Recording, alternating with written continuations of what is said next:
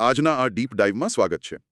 હું છું તમારો હોસ્ટ અને આજે આપણે એક બહુ જ રસપ્રદ વિષય પર ચર્ચા કરવાના છીએ. ગુજરાત ગૌણ સેવા પસંદગી મંડળ એટલે કે GSSSB દ્વારા વર્ષ 2026 માટે જાહેર કરવામાં આવેલી એક અત્યંત મહત્વપૂર્ણ સ્પેશિયલ રિક્રુટમેન્ટ ડ્રાઇવ વિશે વાત કરવાના છીએ. અને આ માહિતી આપણે સત્તાવાર નોટિફિકેશન, ઓજસ પોર્ટલની વિગતો અને મોઘેરું મહેણાના અપડેટ્સ પરથી લીધી છે. હા, ચાલો આને સમજીએ. આ જાહેરાતમાં એવું તો શું છે જે આને સ્પેશિયલ બનાવે છે? એટલે આ કોઈ સામાન્ય ભરતી નથી. હું ગઈકાલે જ આનું એનાલિસિસ કરતી હતી. આ ડ્રાઈવ ખાસ કરીને દિવ્યાંગ ઉમેદવારો માટે જ આરક્ષિત છે. મતલબ કે persons with benchmark disabilities PWBD માટે. ઓહ, એટલે જનરલ કેટેગરી માટે આ નથી? ના, બિલકુલ નહીં. જો આપણે આને મોટા ચિત્ર સાથે જોડીએ તો આ માત્ર કેટલીક ખાલી પડેલી જગ્યાઓ ભરવાની વહીવટી પ્રક્રિયા નથી લાગતી. તો શું છે આ? આ એક સમાવેશી રોજગાર અથવા કહીએ તે ઇન્ક્લુઝિવ એમ્પ્લોયમેન્ટ ઊભું કરવાની દિશામાં લેવાયેલું બહુ મોટું પગલું છે. સાચી વાત છે. સરકારી હેલ્થકેર સિસ્ટમમાં જ્યારે સમાજના દરેક વર્ગનું અને ખાસ કરીને દિવ્યાંગ લોકોનું પ્રતિનિધિત્વ વધે છે ને, ત્યારે આખી સિસ્ટમ વધુ સંતુલિત અને જવાબદાર બને છે. બહુ સરસ વાત કહી. તો ચાલો હવે આની વિગતોમાં જઈએ. આ ડ્રાઈવ અંતર્ગત કુલ કેટલી તકો ઊભી કરવામાં આવી છે? આ નોટિફિકેશનમાં વર્ગ 3 એટલે કે ક્લાસ 3ની કુલ 27 જેટલી ખાલી જગ્યાઓ જાહેર કરવામાં આવી છે. 27 જગ્યાઓ, બરાબર. અને આ કયા વિભાગો માટે છે? આ 27 જગ્યાઓને 2 મુખ્ય વિભાગોમાં વહેંચવામાં આવી છે. પહેલો વિભાગ છે સ્ટાફ નર્સ આયુર્વેદ માટેનો, જેમાં કુલ 10 જગ્યાઓ છે. ઓકે, આયુર્વેદ નર્સિંગ માટે 10 જગ્યાઓ. હા, અને આ જગ્યાઓ ડિરેક્ટોરેટ ઓફ આયુષ અંતર્ગત આવે છે. અને બીજો વિભાગ છે ફિઝિયોથેરાપિસ્ટની પોસ્ટ માટેનો.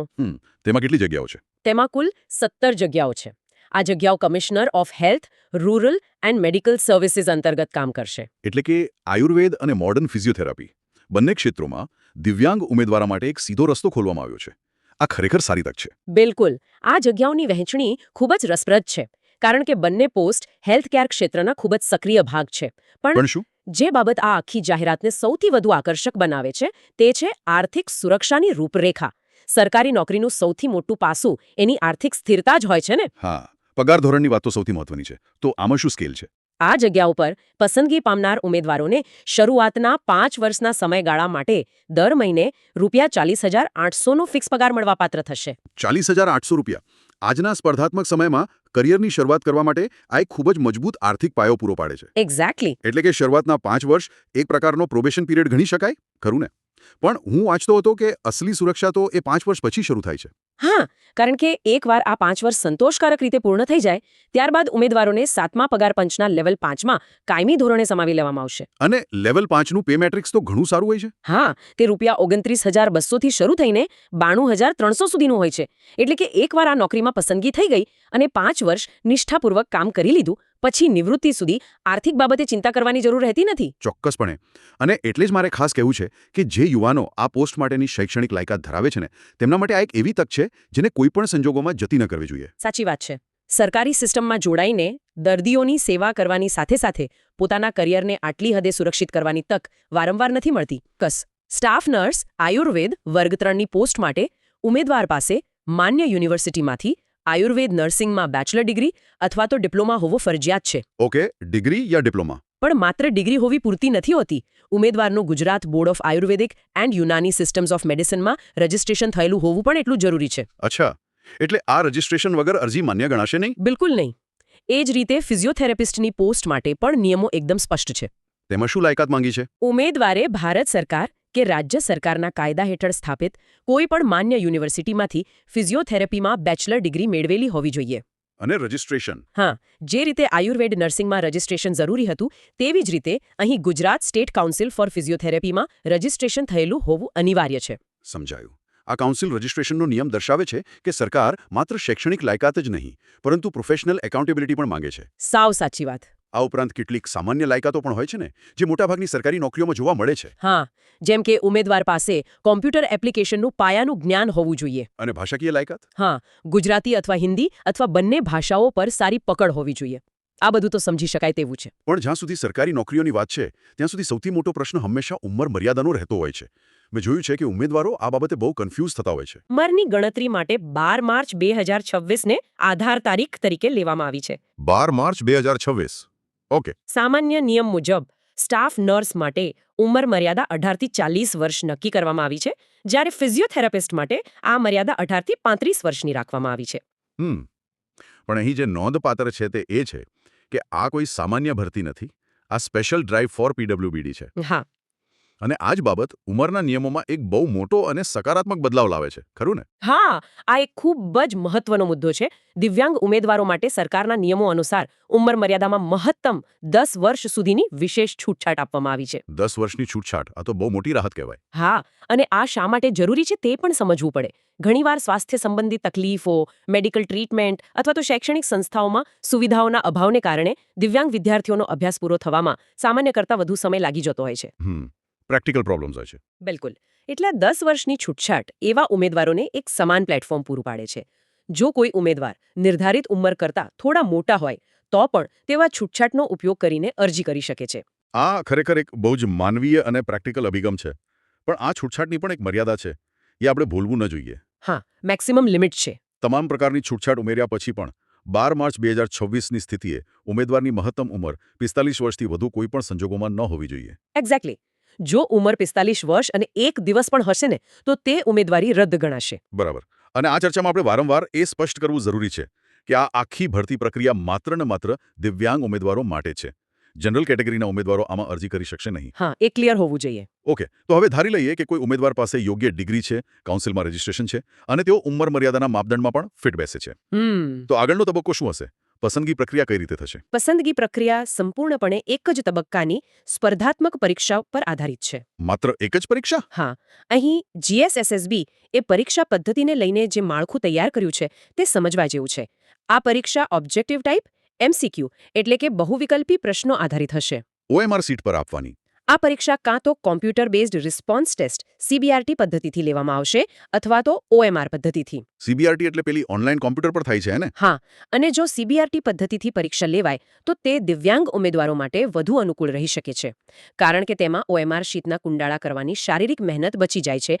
અને સોફ્ટવેર દ્વારા સીધા જવાબો સેવ કરી શકાય છે હા એ બહુ કંટાળાજનક અને સમય માંગતું કામ હોય છે સારું આખી પરીક્ષાનું માળખું કેવું હશે આખી પરીક્ષાનું પેપર એક જ હશે સળંગ 3 કલાક એટલે કે 180 મિનિટનો સમય આપવામાં આવશે કુલ ગુણ 210 છે હવે આ 210 ગુણનું જે રીતે વિભાજન કરવામાં આવ્યું છે તે જ આ પરીક્ષાનો સૌથી નિર્ણાયક ભાગ છે મને લાગે છે તમે સાચા છો પેપરને 2 અલગ અલગ વિભાગોમાં વહેંચવામાં આવ્યું છે પાર્ટ એ અને પાર્ટ બી આ બંને વિભાગોની તૈયારી કેવી રીતે કરવી તે સમજવા માટે તેનું ડિટેલ માળખું જાણવું પડે તો પાર્ટ એમાં શું આવશે પાર્ટ એ કુલ 90 ગુણનો રહેશે જેમાં લોજિકલ ટેસ્ટ અને ડેટા ઇન્ટરપ્રિટેશનના 30 ગુણ ગાણિતિક કસોટીઓના 30 ગુણ અને ભારતનું બંધારણ કરંટ અફેર્સ તેમજ ગુજરાતી અને અંગ્રેજી સમજ માટેના બીજા 30 ગુણ ફાળવવામાં આવ્યા છે ટૂંકમાં આ વિભાગ ઉમેદવારની બૌદ્ધિક ક્ષમતા તર્કશક્તિ અને સામાન્ય જ્ઞાનની ચકાસણી કરશે હા જનરલ નોલેજ અને એપ્ટિટ્યૂડ અને પાર્ટ બી એ સંપૂર્ણપણે વિષય આધારિત હશે ને જે 120 ગુણનો રહેશે બિલકુલ જો કોઈ ઉમેદવાર સ્ટાફ નર્સની પોસ્ટ માટે પરીક્ષા આપી રહ્યા છે તો તેમને નર્સિંગના સિલેબસમાંથી પ્રશ્નો પૂછવામાં આવશે અને ફિઝિયોથેરાપિસ્ટ માટે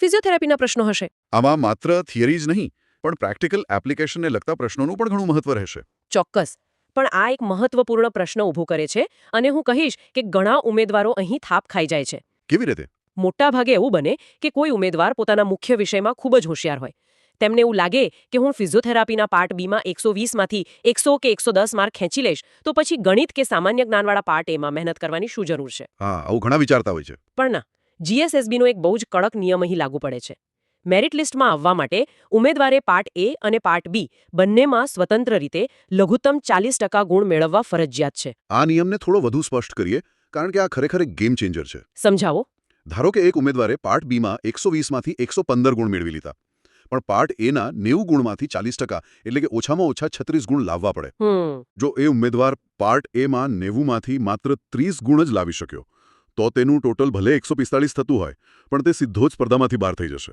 સાવ સાચી ગણતરી એટલે કે બંને વિભાગમાં બેલેન્સ રાખવું અત્યંત જરૂરી છે સરકારને માત્ર પુસ્તકીય જ્ઞાન ધરાવતા લોકો નથી જોઈતા પણ એવા પ્રોફેશનલ્સ જોઈએ છે જેઓ આસપાસની દુનિયા ગણિત અને તર્કશક્તિમાં પણ સક્ષમ હોય આ નિયમ ખરેખર તૈયારી કરવાની આખી દિશા બદલી નાખે છે હા અને જુઓ પરીક્ષાની પદ્ધતિ વિશે વાત કરતા હોઈએ ત્યારે નેગેટિવ માર્કિંગનો ઉલ્લેખ કરવો જ પડે દરેક ખોટા જવાબ માટે અથવા તો જો કોઈ પ્રશ્નનો જવાબ ખાલી છોડી દીધો હોય તો તેના માટે 0.25 ગુણ કાપવામાં આવશે આનાથી બચવાનો રસ્તો પણ છે જો ઉમેદવાર કોઈ પ્રશ્નનો જવાબ આપવા ન માંગતા હોય અને તેમને નેગેટિવ માર્કિંગથી બચવું હોય તો તેમણે પાંચમો વિકલ્પ એટલે કે ઈ વિકલ્પ પસંદ કરવો ફરજિયાત છે હા નોટ અટેમ્પ્ટેડ માટે જો ઈ વિકલ્પ પસંદ કરવામાં આવશે તો કોઈ ગુણ કપાશે નહીં આ એક એવી આદત છે જે પરીક્ષાના 3 કલાક દરમિયાન ખૂબ જ સાવચેતીપૂર્વક પાડવી પડે બિલકુલ હવે અરજી પ્રક્રિયા અને ફીની વાત કરીએ આખી પ્રક્રિયા ઓનલાઈન જ રહેશે સામાન્ય રીતે સ્પર્ધાત્મક પરીક્ષાઓમાં ફી ભરી દીધા પછી તે પાછી મળવાનો કોઈ નિયમ હોતો નથી. હા.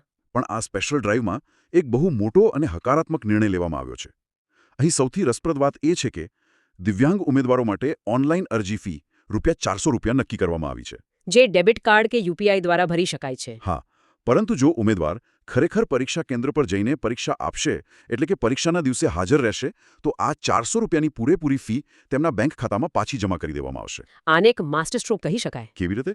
આ પોલિસી પાછળ સરકારનો મુખ્ય હેતુ એ છે કે પરીક્ષા વ્યવસ્થામાં પારદર્શિતા રહે અને બિનજરૂરી ભીડ ટાળી શકાય.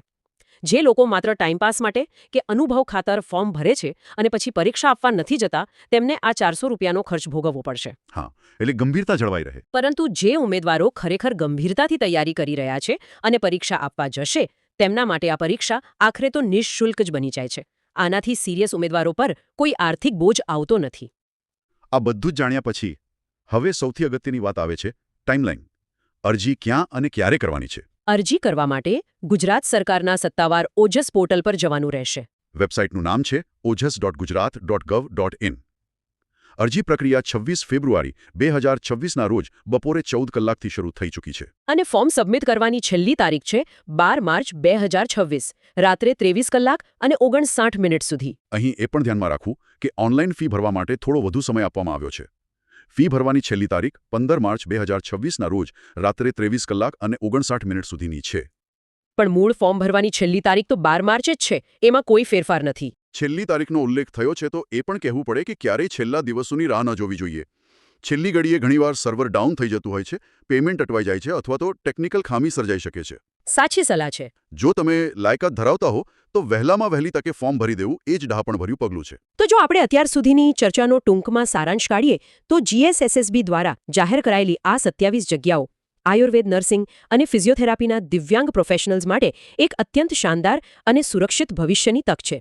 40,800નો શરૂઆતી પગાર, ત્યારબાદ લેવલ 5નું કાયમી ધોરણ, ઉંમરમાં 10 વર્ષની મોટી છૂટછાટ અને સ્પષ્ટ પરીક્ષા પદ્ધતિ, જેમાં 40%નો સ્વતંત્ર નિયમ છે, અને સૌથી છેલ્લે પરીક્ષા આપવા પર ફી રિફંડની સુવિધા. આ તમામ પાસાઓ દર્શાવે છે કે સરકાર આ ભરતીને લઈને કેટલી ગંભીર છે. બિલકુલ. અને આજના આ સત્રના અંત તરફ આગળ વધતા એક ખૂબ જ અગત્યની માહિતી શ્રોતાઓ સાથે શેર કરવી છે. હા, ચોક્કસ. સરકારી નોકરી અંગેની આવી સચોટ, ઝડપી અને કોઈપણ જાતના ગૂંચવાડા વગરની અપડેટ્સ મેળવવી એ આજના સમયમાં ખૂબ જ જરૂરી છે. ઘણીવાર અધૂરી માહિતીને કારણે સારી તકો હાથમાંથી જતી રહેતી હોય છે. એટલે જ આવી તમામ માહિતી સૌથી પહેલા અને સાચા સ્વરૂપમાં મેળવવા માટે રોજબરોજ mogerumehoنا.in એટલે કે mogerumehoنا.in વેબસાઇટની વિઝિટ અવશ્ય કરવી જોઈએ. હા, ત્યાં તમને આવી જ રીતે ફિલ્ટર કરેલી અને ઉપયોગી માહિતી મળી રહેશે. આ ઉપરાંત જો આ ચર્ચામાંથી ખરેખર કંઈ નવું જાણવા મળ્યું હોય તો આપણા મોઘેરું મેહોણા ચેનલને સબસ્ક્રાઇબ કરવાનું ભૂલતા નહીં. આ વિડીયોને લાઇક કરો અને સૌથી અગત્યનું, આ માહિતીને વધુમાં વધુ શેર કરો. કદાચ તમારા એક શેર થકી આ માહિતી કોઈ એવા દિવ્યાંગ યુવાન સુધી પહોંચી જાય જે લાંબા સમયથી આવી જ કોઈ તકની રાહ જોઈને બેઠા હોય. સાચી વાત છે. કોઈના કરિયર માટે આ એક લિંક બહુ મોટો ભાગ ભજવી શકે છે. અને હા, જો આ ભરતી પ્રક્રિયાને લઈને કે આજના આ વિશ્લેષણને લઈને કોઈ સૂચન હોય તો નીચે કોમેન્ટ બોક્સમાં ચોક્કસથી જણાવો. માહિતી વહેંચવાથી જ તેનો સાચો હેતુ સિદ્ધ થાય છે. ચોક્કસ. આજે આપણે જગ્યાઓ, પગાર, પરીક્ષા પદ્ધતિ અને અરજી પ્રક્રિયા જેવી તમામ ટેકનિકલ બાબતોનું ઊંડાણપૂર્વક વિશ્લેષણ કર્યું. પણ આ આંકડાઓ અને નિયમોની પહેલે પાર પણ એક બહુ જ મોટો અને ઊંડો વિચાર રહેલો છે. હા, આ બધી માહિતીના આધારે એક વિચાર ચોક્કસ કરવા જેવો છે. જ્યારે આ સ્પેશિયલ ડ્રાઈવ મારફતે પસંદગી પામેલા દિવ્યાંગ પ્રોફેશનલ્સ સરકારી હેલ્થકેર સિસ્ટમમાં જોડાશે અને સીધા જ દર્દીઓની સેવા કરવા આગળ આવશે, ત્યારે શું થશે? આ એક બહુ રસપ્રદ એંગલ છે. દિવ્યાંગ હોવાને કારણે તેમણે પોતાના જીવનમાં જે મેડિકલ અને સામાજિક સંઘર્ષોનો સામનો કર્યો હોય છે, તે તેમને એક અલગ જ પ્રકારની સંવેદનશીલતા આપે છે. તો શું તેઓ પોતાની આ આગવી સંવેદનશીલતા અને પોતાના જીવનના સંઘર્ષના અનુભવથી દર્દીઓની સારવાર અને સરકારી હોસ્પિટલના વાતાવરણમાં એક નવો, સકારાત્મક અને વધુ માનવીય બદલાવ લાવી શકશે ખરા? ચોક્કસ લાવી શકશે. આ એક એવો ગુણ છે જે કોઈ ટ્રેનિંગથી નથી આવતો. આ વિશે ચોક્કસ વિચારજો. આ ખરેખર રૂંવાડા ઊભા કરી દે તેવો વિચાર છે. એક એવી હેલ્થકેર સિસ્ટમ જ્યાં માત્ર દવા જ નહીં પણ દર્દી પ્રત્યેની સાચી સહાનુભૂતિ પણ એટલી જ મજબૂત હોય. બિલકુલ. આશા છે કે આ ભરતીમાં પસંદ થનાર તમામ યુવાનો મેડિકલ ક્ષેત્રે એક નવો જ અને પ્રેરણાદાયક ચીલો ચાતરશે. તો બસ, આજના આ ડીપ ડાઈવમાં આટલું જ. લાયક ઉમેદવારો અત્યારથી જ તૈયારીમાં લાગી જાય તેવી શુભેચ્છાઓ. અને નવી અપડેટ્સ માટે mogerumehoنا.in જોતા રહેજો. ફરી મળીશું એક નવા વિષય સાથે. આવજો. આવજો.